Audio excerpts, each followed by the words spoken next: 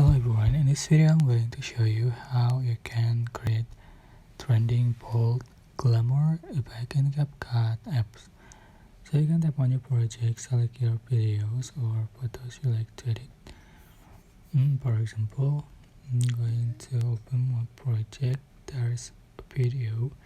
So to add a bold glamour effect, you can select body effect, just select effect. So you can find body effect, just click on it. So in trending you can find bold glamour. So here, just click on it. Tulis kamu lulusan UI. You can see for the final result. You can change for the duration. Yeah.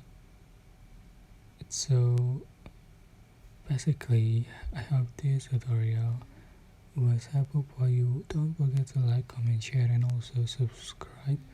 If you have any question, please leave in the comment section below. Thank you so much for watching.